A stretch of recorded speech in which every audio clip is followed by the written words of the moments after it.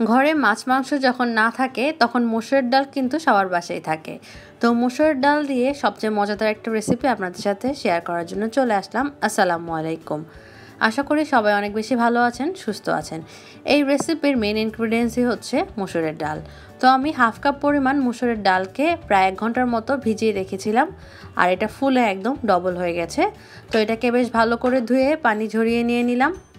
এখন এর সাথে আমি অ্যাড করছি হচ্ছে বেগুনগুলো আমি লম্বা করে কেটে তারপর কিউব করে কেটে নিয়েছি।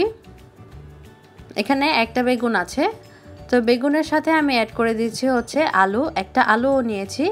আলুগুলোকে আমি ঠিক একইভাবে যেভাবে বেগুনটা কেটেছি আলুটাকে ঠিক সেভাবেই কেটেছি, যাতে করে দেখতে অনেক বেশি সুন্দর লাগে। একই রকম করে কাটা হলে তরকারিতে দেখতে ভালো লাগে। আর সাথে দিলাম হচ্ছে একটা পেঁয়াজের কুচি। এখন অ্যাড করে দিব হচ্ছে কয়েকটা কাঁচামরিচ, 4টা কাঁচামরিচ আমি এখানে দিয়েছি। সাথে দিলাম frozen tomato, 4 piece frozen tomato আমি এর সাথে দিয়ে দিচ্ছি। এখন চলে যাচ্ছি রান্নার জন্য চুলায় প্যান বসিয়ে দিয়েছি। প্যানটা যখন গরম হয়েছে এর মধ্যে দিলাম হচ্ছে তেল, সামান্য পরিমাণ তেল আমি এখানে দিয়েছি, প্রায় 2 টেবিল চামচ পরিমাণের মতো। তারপরে তেলটা গরম হয়ে যাওয়ার পরে এর মধ্যে দিলাম হচ্ছে পেঁয়াজ কুচি। এখানে একটা পেঁয়াজের কুচি দিয়ে দিলাম। এখন এর মধ্যে দিব হচ্ছে ফ্রোজেন টমেটোটা যদি নর্মাল থাকে, ফ্রোজেন না থাকে তাহলে অবশ্যই পরে অ্যাড করলেও চলবে। আমি ফ্রোজেন টমেটো এই জন্য এটাকে একটু তেলের মধ্যে ভেজে নেব, এই জন্য আমি এটা আগে তেলের মধ্যে দিয়ে দিলাম। সাথে দিলাম হচ্ছে লবণ, স্বাদ অনুযায়ী লবণ দিলাম, পরবর্তীতে লাগলে অ্যাড করে দিতে পারবো। আর সাথে এখন দিচ্ছি হচ্ছে আদা রসুনের পেস্ট, প্রায় 1/4 টিস্পুনের মতো আদা রসুনের পেস্ট আমি এর মধ্যে দিয়ে দিলাম। তারপরে তেলের মধ্যে সবগুলোকে একটু ভেজে নিব।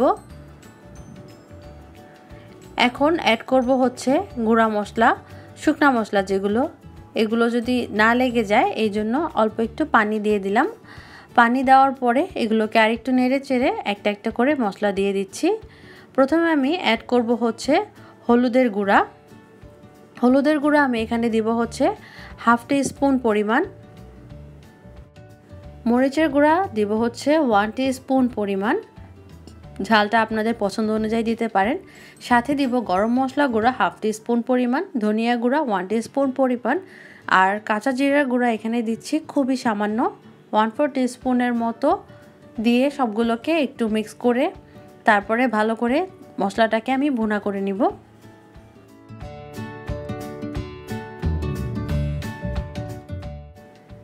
এখন এই পর্যায়ে কেটে রাখা বেগুন আর আলুগুলোকে মশলার সাথে দিয়ে দিব, দিয়ে 3 থেকে 4 মিনিটের জন্য বেশ ভালো করে এগুলোকে কষিয়ে নিব।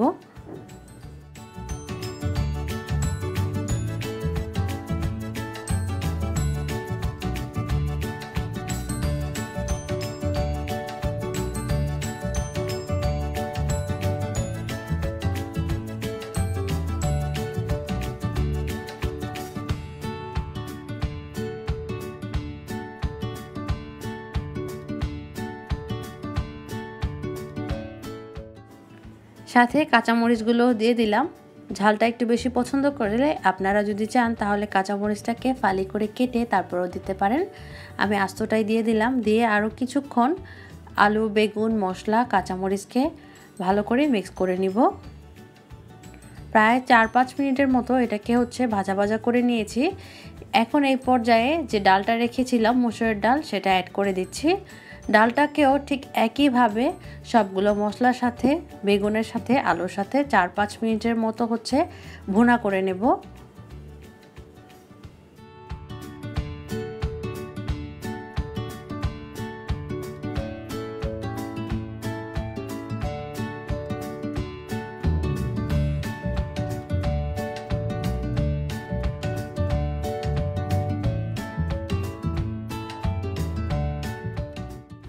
এই পর্যায়ে অ্যাড করছি অল্প একটু কালো গোলমরিচের গুঁড়ো ফ্লেভারের জন্য।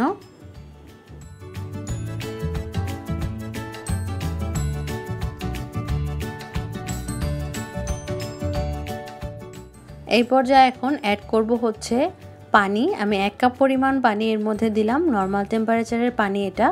পানিটা অ্যাড করার পরে এটাকে এখন ঢাকা দিয়ে দিব, আর ঢাকনা দিয়ে প্রায় 10 থেকে 12 মিনিটের মতো রান্না করব। এর মধ্যে ডালটাও সিদ্ধ হয়ে যাবে, সাথে বেগুন আলু সব কিছুই মোটামুটি সিদ্ধ হয়ে যাবে। তো এখন ঢাকা দিয়ে মিডিয়াম টু লো ফ্লেমেই 10-12 মিনিটের মতো এটাকে রান্না করছি। তো 10-12 মিনিট পরে ঢাকনাটা আমি তুলে নিলাম। ডালটা কিন্তু গলে গেছে, সাথে সব কিছু সুন্দর একটু মাখা মাখা হয়ে আসছে। এটাকে আরও একটু টানাবো। তো চুলার আঁচটা কিন্তু এই পর্যায়েও মিডিয়ামেই আছে। মিডিয়ামে রেখে আমি এই পুরো রান্নাটা কমপ্লিট করব। তো এখন এই পর্যায়ে আমি দিব হচ্ছে ধনিয়া পাতা কুচি। ধনিয়া পাতা কুচি দিলে এটার টেস্টটা আরও বেশি বেড়ে যায়, অবশ্যই ধনিয়া পাতা কুচি দিবেন। তো ধনিয়া পাতা কুচি আমি অনেকগুলো দিয়ে দিলাম। তো এখন হচ্ছে আমি এটা এক চুলায় রেখে আরেক পাশের চুলায় চলে যাব হচ্ছে এটা ফোড়ন দেওয়ার জন্য। যেহেতু ডাল তরকারিতে একটু ফোড়ন দিলে কিন্তু টেস্টটা আরও বেশি বেড়ে যায়। তো এখন আমি প্যানের মধ্যে দিলাম হচ্ছে তেল, অল্প একটু সয়াবিন তেল আমি এর মধ্যে দিলাম। তেলটা যখন একটু গরম হয়ে যাবে সেই পর্যায়ে আমি দিব হচ্ছে 2টা শুকনো মরিচ মাঝ বরাবর হাত দিয়ে ভেঙে তারপর দিয়ে দিচ্ছি। আর সাথে দিব হচ্ছে একটা পেঁয়াজ কুচি একটা সম্পূর্ণটাই দেওয়ার চেষ্টা করবেন, পেঁয়াজ দিলে খুব সুন্দর একটা ঘ্রাণ আসে। আর সাথে দিব হচ্ছে রসুন কুচি, 3 কোয়া রসুন আমি কুচি করে কেটে রেখেছিলাম সেটা দিয়ে দিচ্ছি। আর সর্বশেষ একটা সুন্দর ফ্লেভার আনার জন্য দিব হচ্ছে পাঁচফোড়নটা আমি প্রায় 1/4 টিস্পুনের মতো দিয়ে দিচ্ছি। যারা পাঁচফোড়নটা পছন্দ করেন না তারা চাইলে আস্ত জিরা দিয়ে দিতে পারেন, এতে করেও খুব সুন্দর একটা ফ্লেভার আসবে। তো এখন এটাকে তেলের মধ্যে ভাজতে ভাজতে ঠিক ডাল ফোড়ন দেওয়ার সময় যেরকম একটা কালার চলে আসে তার থেকে একটু কম এটাকে কালার করব। এটা যেহেতু তরকারিতে দিব দেখতে ভালো লাগবে না, তো ঠিক এরকম একটা কালার যখন চলে আসবে সেই পর্যায়ে আমি এটা দিয়ে দিচ্ছি হচ্ছে এই ডালের মধ্যে। তারপরে আমি এই পর্যায়ে লবণটাও চেক করে নিব, লাগলে আমি আরও লবণ অ্যাড করে দিব। ঠিক এরকম একটা মাখা মাখা ফ্লেভার চলে আসবে আর দেখতেই আপনারা বুঝতে পারবেন যে এটা কতটা লোভনীয় হয়েছে। শুধু ভাত না, রুটি বা পরোটার সাথেও কিন্তু এটা বেশ ভালো লাগবে খেতে। সকালের নাস্তায় অনেক সময় আমরা রুটির সাথে কি করব চিন্তা করি, কি ভাজি করা যায়, ভাজির থেকেও কিন্তু কম সময়ে এটা তৈরি করে ফেলা যায়। আর পরিমাণে যেহেতু অনেক হয় তো সবাই দেখা যায় পেট ভরে খেয়ে নিতে পারে। তো এই যে ঠিক এরকম কনসিস্টেন্সিটা হবে, আশা করি আপনারা দেখে বুঝতে পারছেন। বাসায় একবার হলেও ট্রাই করবেন আর এই রেসিপিতে ট্রাই করে খাওয়াবেন সবাইকে, পরিবারের সবাই দেখবেন অনেক বেশি খুশি হয়ে যাবে। তো এই ভিডিওটা কেমন লাগলো কমেন্ট করে কিন্তু জানাবেন। সবাই অনেক বেশি ভালো থাকবেন, সুস্থ থাকবেন, নিরাপদে থাকবেন এই কামনা করেই আজকের মতো বিদায় নিচ্ছি। নেক্সট আরেকটা ভিডিওতে আপনাদের সাথে দেখা হবে।